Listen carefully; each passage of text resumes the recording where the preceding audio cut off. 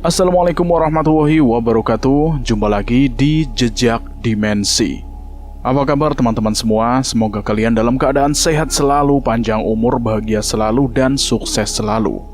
Dan pada kesempatan kali ini, saya akan menceritakan kisah mistis dan kisah horor yang berjudul Teror di Gunung Sumbing. Cerita ini series dari bagian pertama hingga seterusnya. Buat teman-teman yang belum mendengarkan episode sebelumnya, alangkah baiknya kalian mendengarkan terlebih dahulu agar mengerti alur ceritanya. Tidak usah lama-lama bagaimana keseruan kisah ini, kita langsung saja ke ceritanya. Teror Gunung Sumbing bagian ketiga.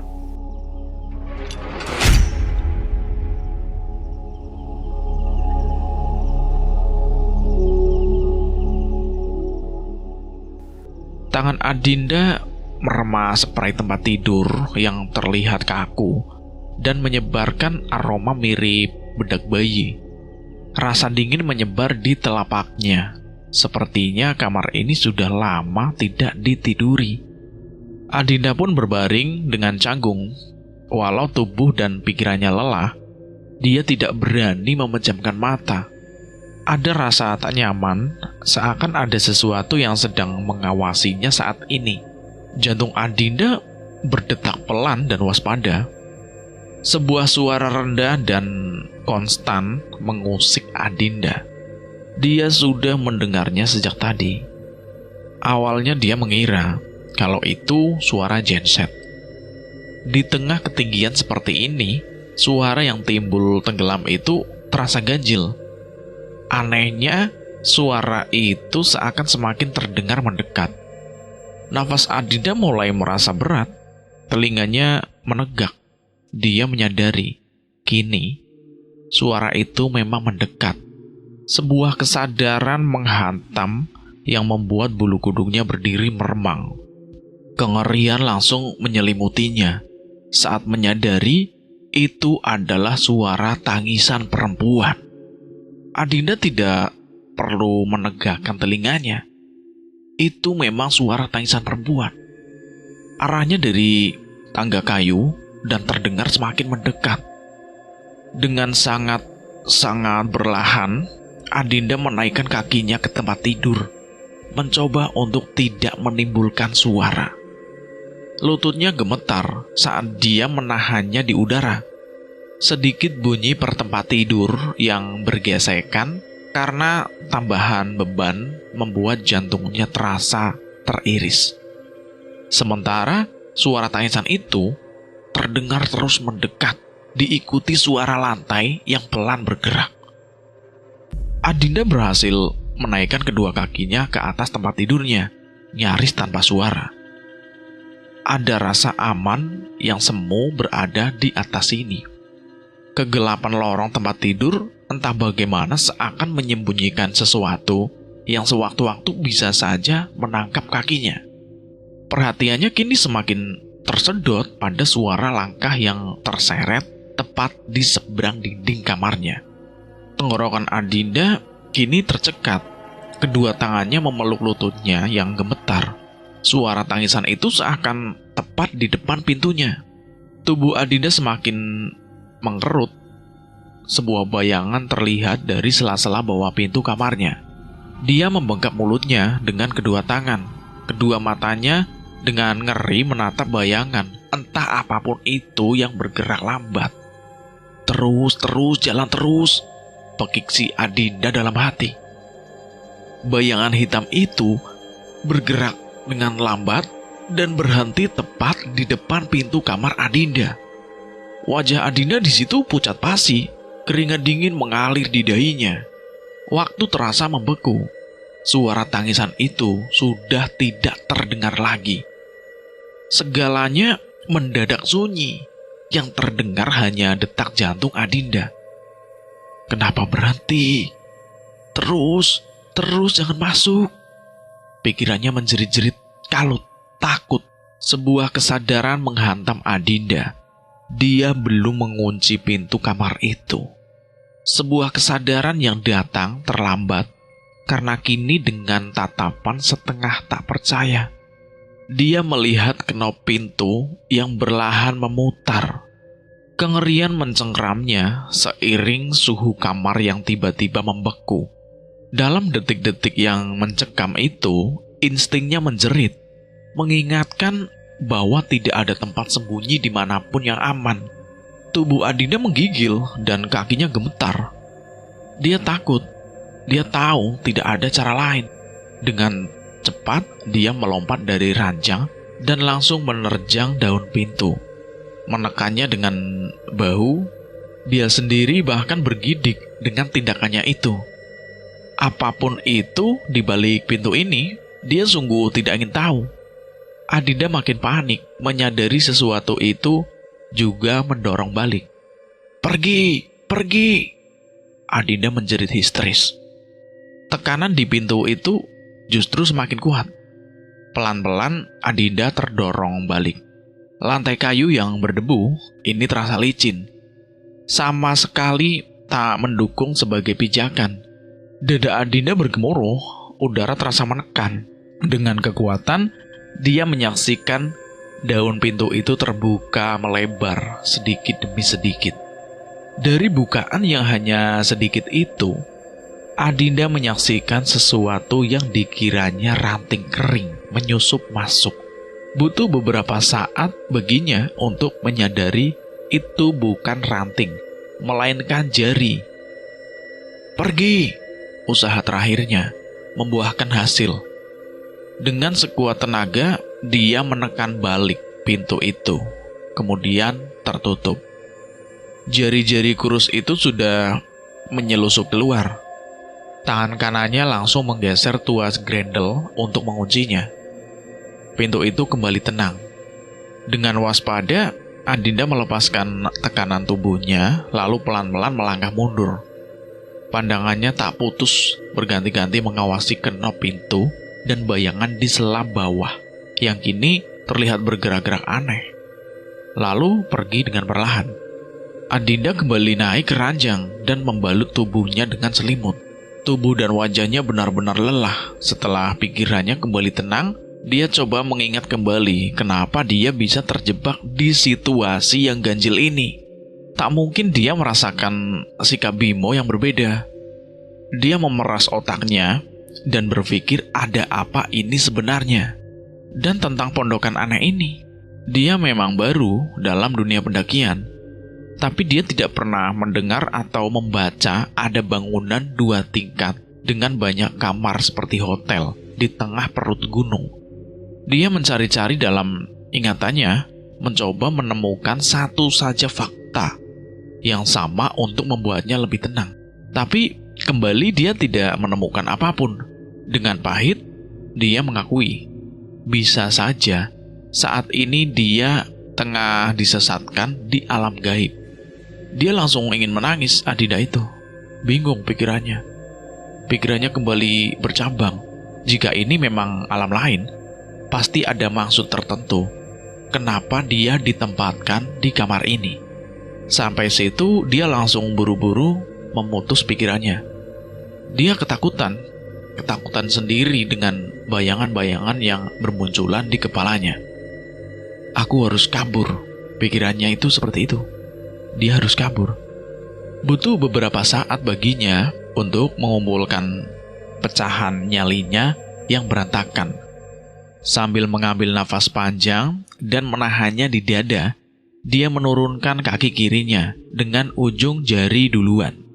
Lalu menggeser pantatnya dengan pelan, menurunkan kaki kanannya.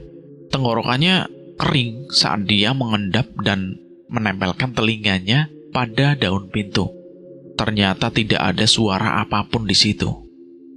Jemarinya gemetar saat dia mendengar grendelnya dengan pelan, berharap dia tidak menimbulkan suara gesekan. Nafasnya tertahan. Kenop pintu ditutupnya. Pintu terbuka sedikit demi sedikit. Jantungnya berderap cepat. Pupil matanya melebar saat dia memberanikan diri mengintip keluar. Lorong itu kosong dan terlihat suram seperti tadi. Dia menyelinap keluar dan menutup pintu dengan berhati-hati agar tidak menimbulkan suara sambil menggigit bibirnya sendiri. Klak! Bunyi pintu yang tertutup. Jantungnya berdegup. Lantai kayu itu berderak walaupun dia sudah melangkah dengan hati-hati. Dan tiap kali mendengar bunyi derakan itu, tubuhnya semakin menegang. Itu menahan berat tubuhnya. Dia berjalan jinjit dengan punggung menempel di dinding dan nafas yang tertahan di tenggorokan. Mata Adinda menatap nanar pintu-pintu tertutup yang saling berhadapan. Ada cahaya di sela bawahnya. Dia tak memperhatikan hal itu saat naik tadi. Dia melewati pintu-pintu itu tanpa suara dan langsung menemukan dirinya berada di ujung tangga kayu. Dia ingat tangga kayu itu lebih rapuh dibandingkan lantainya, karena suara gerakannya lebih keras ketika diinjak. Tak mungkin melewati tangga ini tanpa menimbulkan kecurigaan siapapun di pondokan ini. Bagaimana sekarang? Perut Adinda nyeri dan rahangnya menegang. Dia menimbang segala pilihan. Apakah lebih baik kembali ke kamar dan menunggu pagi? Tapi dia tidak yakin bisa melewati malam ini begitu saja di sana. Apakah mulai dari sini dia berlari saja, melewati pintu keluar dan membelah hutan kembali ke base camp? Adinda di situ bingung, menelan ludahnya sendiri. Membayangkan dirinya berlari sendirian di hutan membuat lidahnya keluh. Tapi bagaimana dengan si Bimo? Dia harus jawab apa jika dia kembali tanpa Bimo? Tapi berdiri diam di ujung tangga ini membuatnya merasa rentan. Bagaimanapun dia harus bergerak. Persetan, pikir si Adinda. Kaki kirinya mulai menampaki anak tangga kayu pertama dengan hati-hati. Tangannya dengan kencang memegang kayu pengaman undakan. Lalu dengan sangat perlahan dia menurunkan kaki kanannya. Tidak ada suara sama sekali. Aman sementara, pikir si Adinda. Tubuhnya semakin menegang. Pandangannya bolak-balik antara pijakan berikutnya di lantai bawah yang nampak lenggang. Dengan cara yang sama, dia berhasil tiba di bawah tanpa suara sama sekali. Jantungnya berdetak keras. Sekarang dia harus melewati tubuh-tubuh yang sedang bergeletakan di lantai. Lagi dan lagi dia harus menunggu gemetar itu di tubuhnya agar agak berkurang. Jadi dia merapatkan tubuhnya di dinding, mencoba mengatur nafasnya yang tidak karuan. Setelah merasa agak tenang, dia kembali bergerak. Satu tubuh berhasil dia lewati. Keringat dingin sebesar jagung muncul di dahinya. Lututnya gemetar hebat. 2 tubuh dilewati. Adinda sudah ingin menangis saat tubuh di depannya sedikit menggeliat.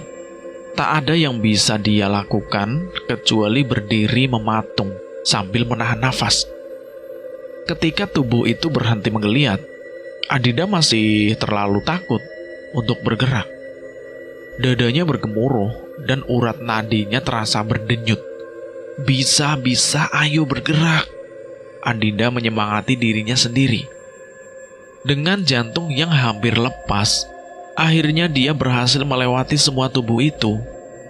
Dia sudah tak ingat apakah lantai yang ia injak itu bergetar atau tidak. Dia tidak peduli. Sekarang tinggal kabur secepatnya meninggalkan pondokan gaib ini. Matanya mencari-cari letak grendel, tak ada. Semoga pintu ini tidak dikunci. Adinda memohon dalam hati.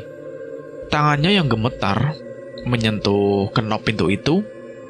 Rasanya dingin, langsung menyebar ke seluruh tubuhnya. Dengan berhati-hati dia memutarnya pelan dan sedikit menyentaknya. Tidak dikunci. Adinda membuka pintu itu dengan sangat perlahan, lalu menyelipkan tubuhnya keluar. Tapi kengerian langsung menghantamnya. Udara dingin langsung membekap dan menelusup hingga ke tulang, membuatnya sadar dia tidak memakai jaketnya. Untuk sesaat dia mematung, berusaha menyesuaikan diri dengan kegelapan di depannya. Hujan sudah berhenti, namun angin dingin masih bertiup dan terasa basah di kulit. Adinda menggigil tiap kali angin menerpa tubuhnya. Kabut putih kelabu mengambang di antara pepohonan. Di tempat yang sedikit terbuka, kabut itu berputar pelan, lalu ikut mengalir bersama angin. Bulan pucat yang bersembunyi di balik awan sedikit membantunya membedakan bentuk-bentuk di antara kegelapan hutan, semak, dan tanah. Nyaris tidak mampu dibedakan. Namun, pohon-pohon raksasa dengan mudah dikenali. Dengan lutut yang agak gemetar, Adinda masih berdiri di muka pintu pondokan, mencoba orientasi dari arah mana kedatangannya tadi. Dia sudah memutuskan yang paling utama sekarang adalah menemukan jalan kembali ke base camp. Matanya memicing, mencoba memilah-milah ingatannya. Di depannya nampak dua jalan yang dua-duanya terlihat menurun. Tapi dia tak yakin jalan yang mana yang tadi dilaluinya. Yang memisahkan kedua jalan tadi adalah sebuah pohon raksasa yang terlihat sudah sangat tua. Dahannya besar dan berbonggol. Cabang-cabangnya kering, tidak berdaun, mengingatkan pada jari jemari orang mati. Kabut yang lebih pekat berkumpul di sekitar akar raksasa yang menyembul ke tanah. Butuh beberapa detik bagi Adinda untuk menyadari bahwa yang mengerubungi bagian bawah pohon itu bukanlah kabut, melainkan sekumpulan sosok perempuan bergaun putih. Kerongkongan Adinda langsung tercekat dan tubuhnya langsung menegang.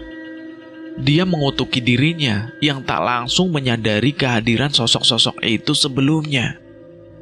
Yang bisa dia lakukan sekarang hanyalah berdiri mematung, berusaha tak bergerak dan bersuara sama sekali.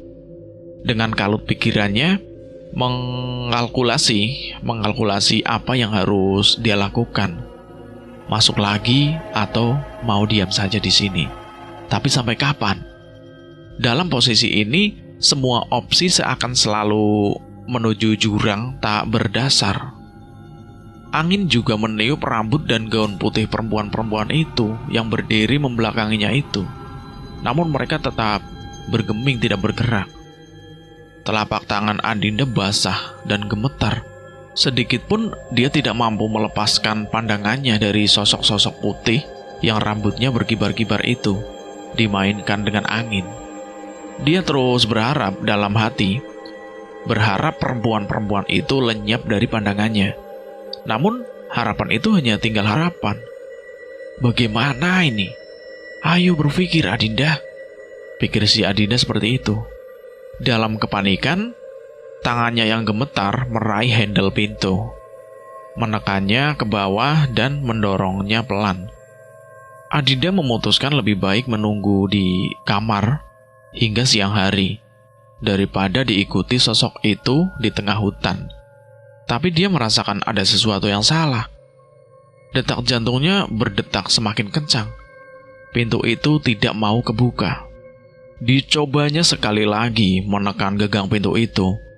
Kali ini, bahunya ikut digunakan untuk mendorong, berharap bunyi pintu yang terbuka akan teredam. Tapi, pintu itu tidak kunjung terbuka. Detak jantungnya semakin tidak karuan, si Adinda itu. Sekali lagi dicobanya mendorong pintu itu. Kali ini dengan sedikit tenaga, daun pintu itu tak bergerak sedikit pun. Adinda semakin panik di situ. Keringat dingin membanjiri tubuhnya. Dia sudah hampir menangis putus asa ketika menyadari angin tak lagi bertiup. Tak terdengar lagi suara desiran dan dedaunan yang bergerak. Keheningan yang tiba-tiba itu terasa amat sangat menekan. Dunia seakan membeku tiba-tiba. Adinda dicengkram kengerian yang tak terjelaskan. Jawabannya dia temukan ketika pandangannya terantuk pada sosok-sosok perempuan bergaun putih. Mata Adinda terbelalak dan darahnya seakan mengering melihat kepala para perempuan itu memutar ke belakang seperti burung hantu. Wajah-wajah pucat itu sekarang menatap langsung ke arahnya. Adinda menjerit sejadi-jadinya di situ. Lalu dengan putus asa, menabrakkan bahunya pada daun pintu dengan panik. Dar! Sementara mata hitam perempuan-perempuan itu terus menatapnya lekat. Lutut Adinda gemetar. Dia menendang-nendang pintu kayu itu dan menekan-nekan handle-nya dengan ngeri ketika salah satu sosok itu melayang mendekat. Jangankan pintu itu terbuka, pintu kayu itu bergerak pun tidak. Sosok itu sudah melayang setengah jalan. Dari jarak ini, Adinda bisa melihat dengan jelas noda dan bercak kehitaman di sekitar leher miring perempuan itu. Dia semakin histeris. "Bismo, buka! Bismo!" jerit si Adinda. Putus asa dia sambil menendang pintu dengan sekuat tenaga. Dan brak! Pintu itu terbuka. "Bismo! Bismo!" jerit si Adinda. Dia putus asa sambil menendang-nendang pintu dengan sekuat tenaga. Dan brak! Pintu itu terbuka. Tak berpikir panjang lagi, Adinda langsung menghambur ke dalam, tepat ketika tangan pucat perempuan itu hendak mencengkram kakinya. Jatuh bangun, dia melintas ruangan hanya untuk mencapai anak tangga kayu yang terbawah. Berkali-kali dia menepis udara kosong karena mengira sosok itu tengah menempel di belakang tubuhnya. Namun dia hanya menepuk udara kosong. Kakinya hendak lumpuh dan lidahnya keluh. Dia tidak mampu lagi untuk berteriak saat jari-jari putih pucat mencengkram daun pintu. Dan cerita ini akan berpindah sudut pandang dari yang ada di base camp, yaitu Jackie masih bergelung dalam kantong tidurnya saat Adi menepuk-nepuk perutnya. Jack, hei, bangun!" Bukannya bangun, dia malah membalikkan badannya dan menutupi telinganya dengan bagian kepala kantong tidur itu. Dibekap suhu dingin ini membuatnya enggan bangkit hanya untuk menemani orang Jakarta stres itu begadang. "Hes, bangun, ini penting banget, sumpah ini penting banget," ucap si Adi sambil menepuk pantat penjaga basecamp itu. "Hah, palingan minta diseduhin kopi," jawab si Jackie dengan malas. "Bukan, makannya melek dulu." Adi mulai tidak sabar. Lalu dengan paksa, ia menarik tangan temannya itu, memaksanya untuk duduk. Jackie mengucek-ucek matanya yang hanya tampak segaris dan menguap panjang. Nyawanya belum terkumpul sepenuhnya. Adi berjongkok di depannya dengan tampang serius. Sebatang rokok terhisap di sudut bibirnya. "Udah mau ijab kabul, gagal gara-gara lu bangunin gue." Jackie ngomel-ngomel sendiri dia sambil menggaruk-garuk rambutnya. "Haha, baru juga kemarin jadian, udah langsung ngembi kawin aja lu. Gercep amat, dahsyat anak muda satu ini. Haha," lirik si Adi. "Itu tandanya gue cowok bertanggung jawab." "Oh ya, ada apa Di? Lo bangun gue," kata si Jackie. Wajah si Adi langsung berubah serius. Dia menghisap dalam rokoknya lalu menghembuskannya berlahan. "Coba lo dengerin, itu suara apa?" Dengan malas, Jackie memasang telinganya.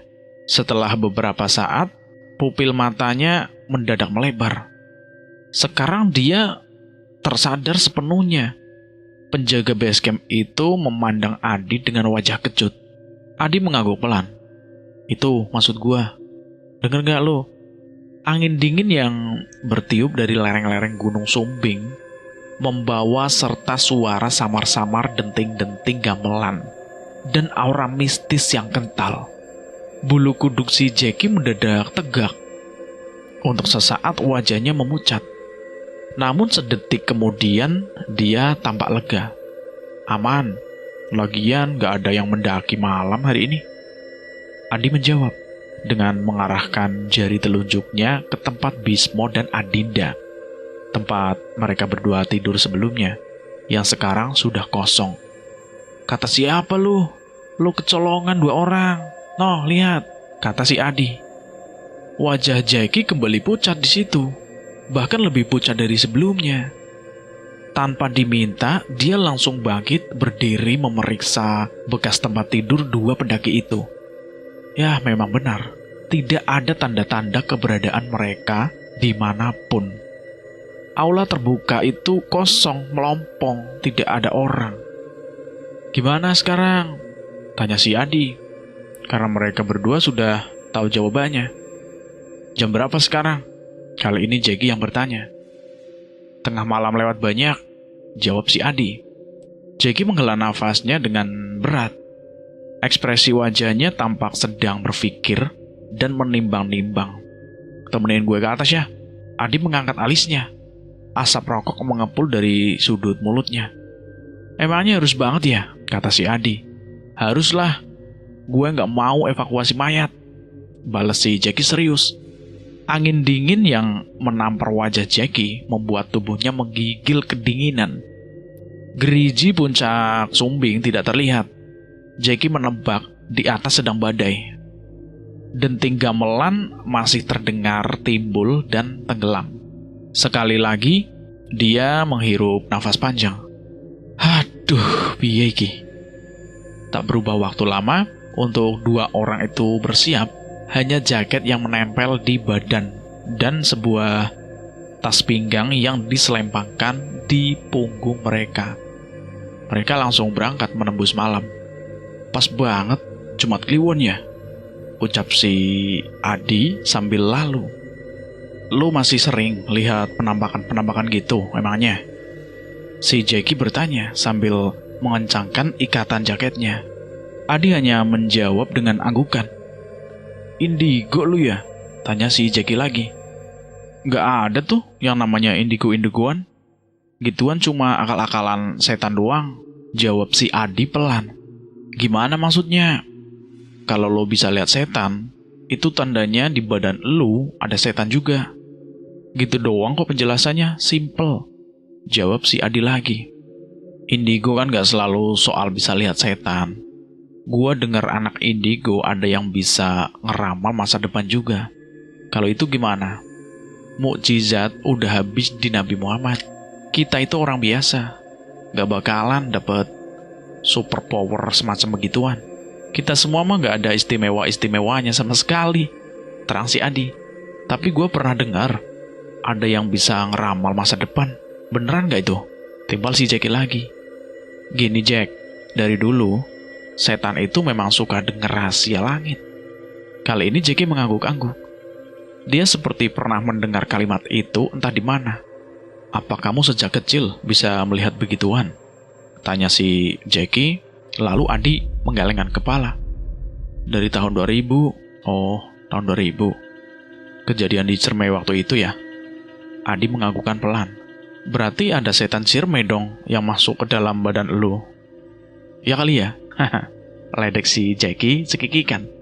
Adi tidak menanggapinya. Nafasnya mulai terasa berat karena jalan yang mulai menanjak.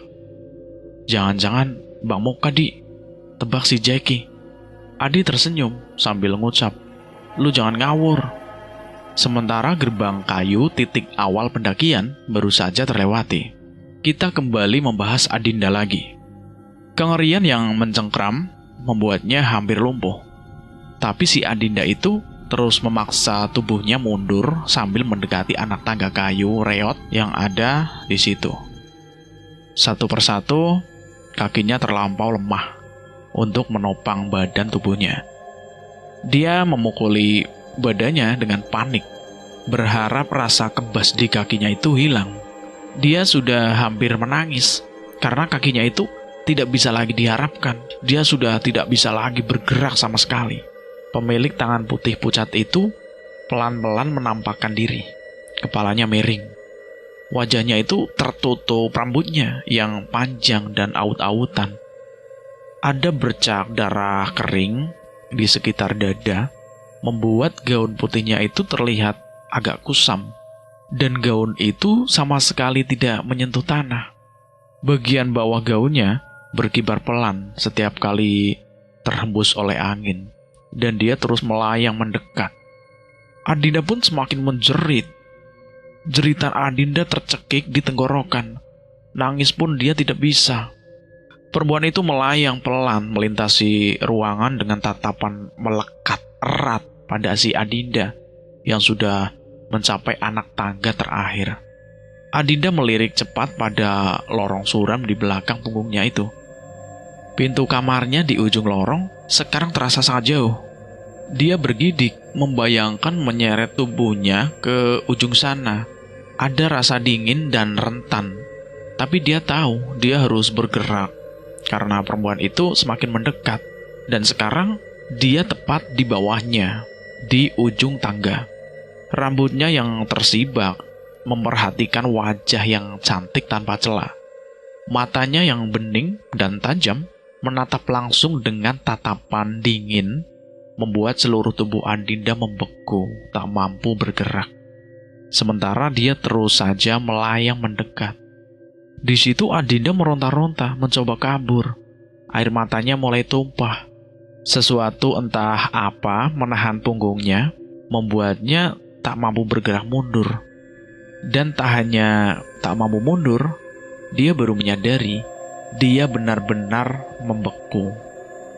Menggerakkan jari pun dia tidak mampu.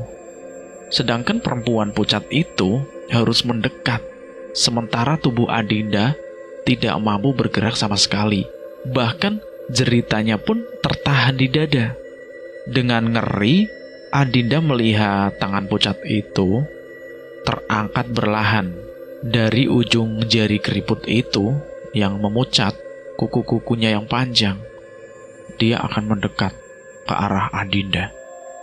Sampai di sini Adinda sudah pasrah. Bahkan ketika senyum, perempuan itu berubah menjadi tawa kering dan wajah cantik itu terlihat membusuk. Terima kasih buat teman-teman yang sudah mendengarkan cerita ini. Terima kasih juga buat teman-teman yang sudah berkomentar, yang sudah bergabung di channel ini. Terima kasih semuanya. Terima kasih juga buat penulis yang sudah mengizinkan kami untuk menceritakan kisah ini. Terima kasih buat teman-teman yang sudah mendukung channel ini. Terima kasih banyak. Dan saya mohon maaf jika ada kesalahan kata. Buat teman-teman, semoga diberikan kesehatan, diberikan kelancaran dalam rezekinya, dan dimudahkan segala urusannya. Dan sekali lagi terima kasih buat teman-teman semua yang sudah mendukung kami. Saya mohon maaf jika ada kesalahan kata, dan saya pamit undur diri. Akhir kata, wassalamualaikum warahmatullahi wabarakatuh.